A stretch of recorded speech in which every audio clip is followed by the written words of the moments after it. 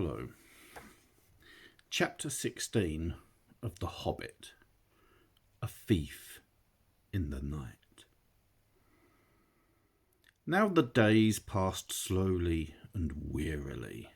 Many of the dwarves spent their time piling and ordering the treasure. And now Thorin spoke of the Arkenstone of Thrain and bade them eagerly to look for it in every corner. For the Arkenstone of my father, he said, is worth more than a river of gold in itself, and to me it is beyond price. That stone of all the treasure I name unto myself, and I will be avenged on anyone who finds it and withholds it.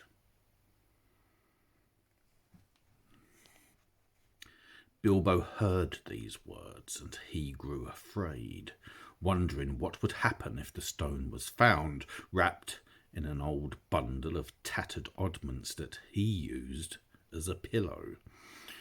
All the same, he did not speak of it, for as the weariness of the days grew heavier, the beginnings of a plan had come into his little head. Things had now gone on like this for some time, when the ravens brought news that Dane and more than 500 dwarves hurrying from the Iron Hills were now within about 2 days' march of Dale, coming from the northeast. But they cannot reach the mountain unmarked, said Rourke, and I fear lest there be battle in the valley. I do not call this counsel good.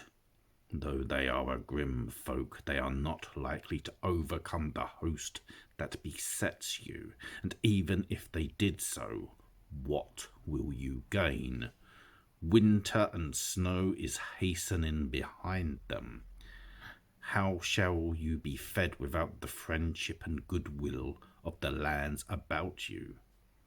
The treasure is likely to be your death, though the dragon is no more.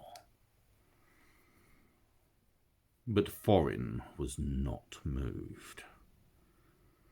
Winter and snow will bite both men and elves, and they may find their dwelling in the waste grievous to bear.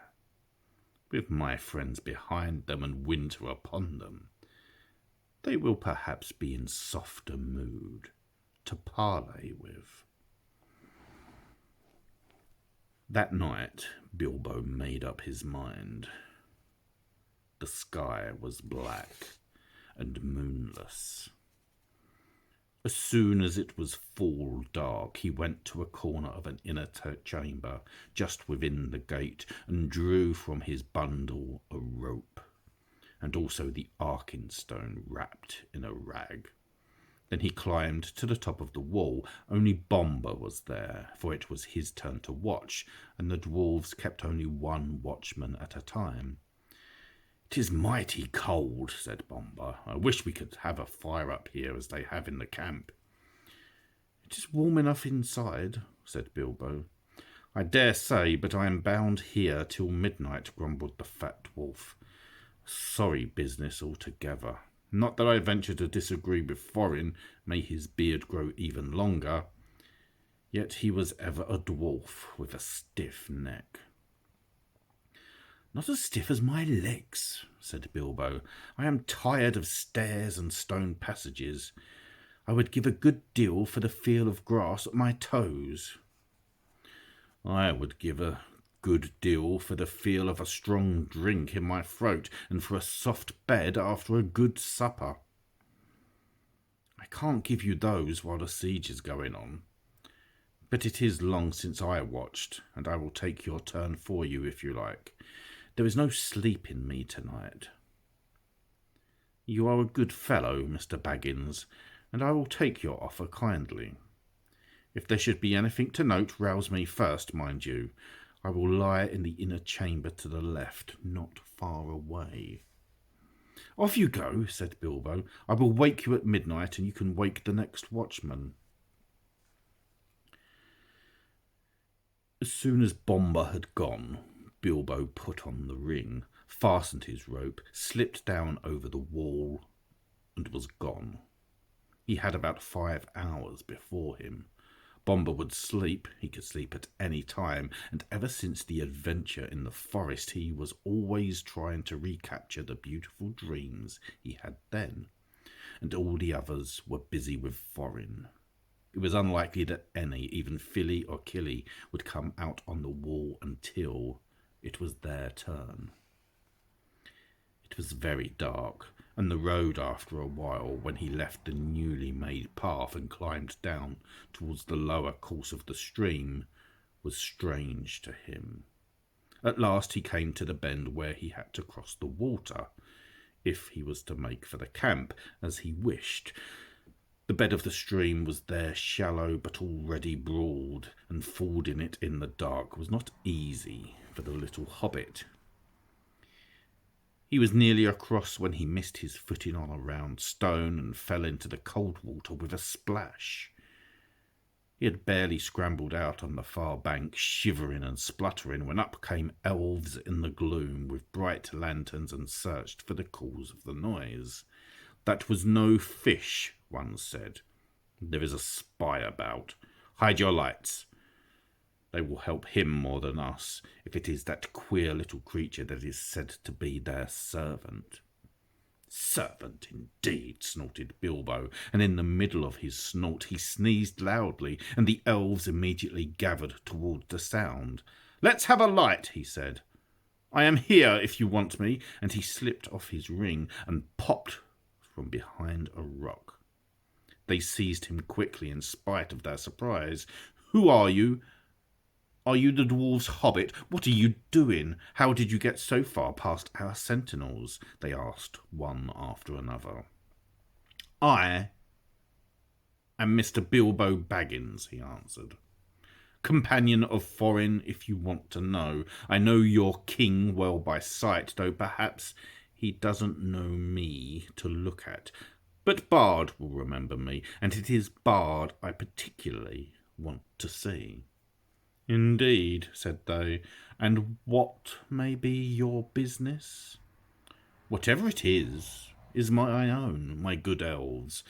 But if you wish ever to get back to your own woods from this cold, cheerless place, he answered, shivering, you will take me along quick to a fire where I can dry, and then you will let me speak to your chiefs as quickly as may be. I have only an hour or two to spare. This is how it came about that some 2 hours after his escape from the gate, Bilbo was sitting beside a warm fire in front of a large tent, and there sat two, gazing curiously at him, both the elven king and Bard. A hobbit in elvish armour, partly wrapped in an old blanket, was something new to them. Really, you know, Bilbo was saying in his best business manner, things are impossible. Personally, I am tired of the whole affair. I wish I was back in the West in my own home, where folk are more reasonable. But I have an interest in the matter, 1/14 share, to be precise, according to a letter, which, fortunately, I believe I have kept. He drew from a pocket in his old jacket, which he still wore over his mail, crumpled and much folded, Thorin's letter that may have been put under the clock on his mantelpiece in May.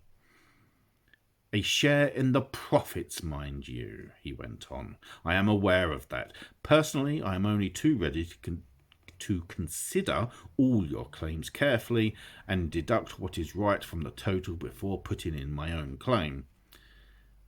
However, you don't know Thorin Oakenshield as well as I do now. I assure you, he is quite ready to sit on a heap of gold and starve as long as you sit here. Well, let him, said Bard. Such a fool deserves to starve. Quite so, said Bilbo. I see your point of view. At the same time, winter is coming on fast.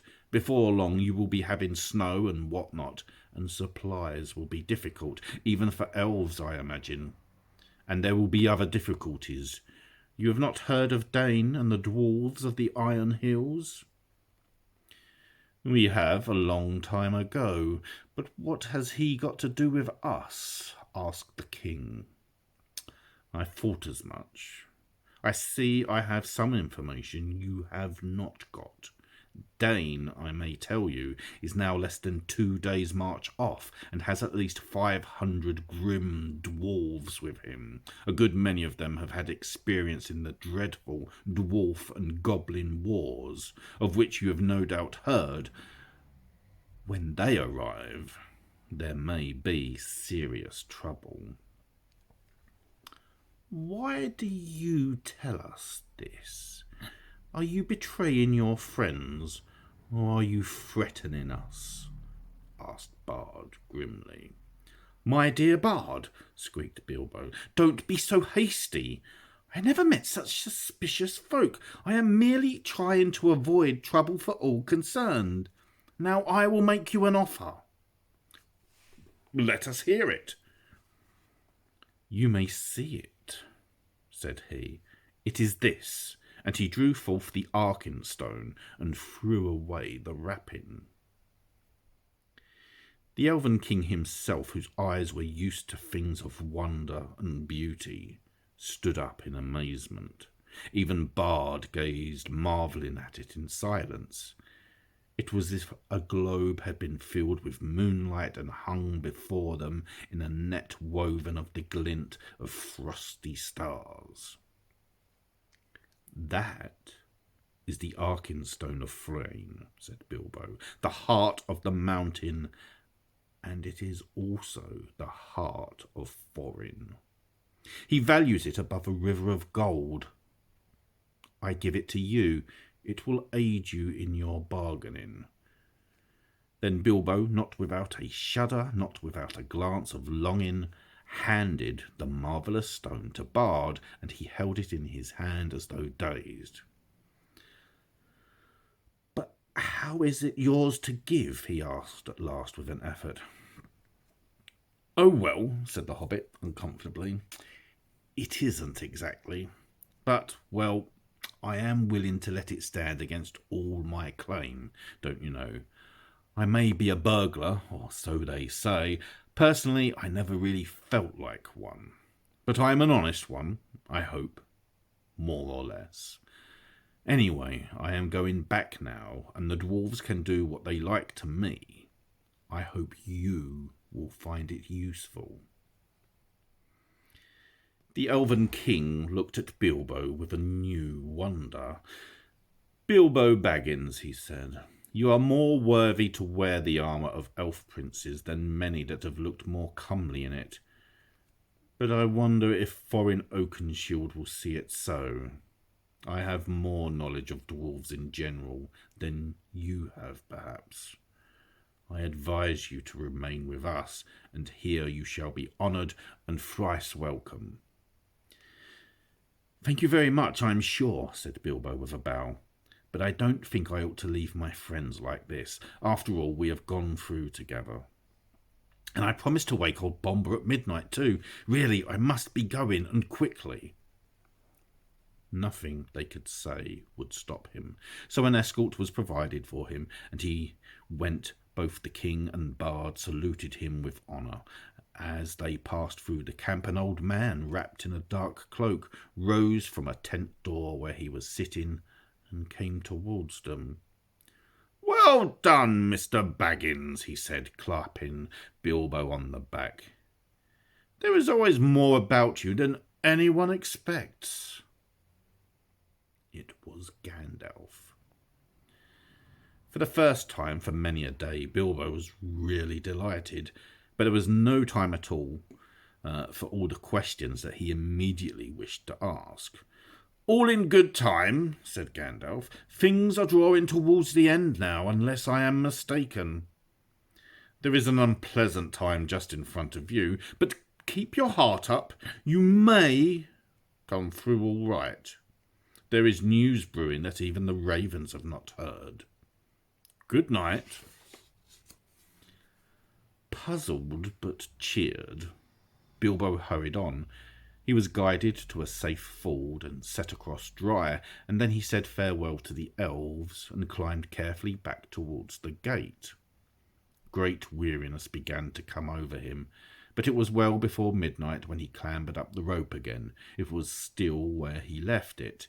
He untied it and hid it, and then he sat down on the wall and wondered anxiously what would happen next. At midnight he woke up Bomba, and then in turn rolled himself up in his corner without listening to the old dwarf's thanks, which he felt he had hardly earned. He was soon fast asleep, forgetting all his worries till the morning. As a matter of fact, he was dreaming of eggs and bacon. And that is the end of that chapter. The next chapter is chapter 17, The Clouds Burst.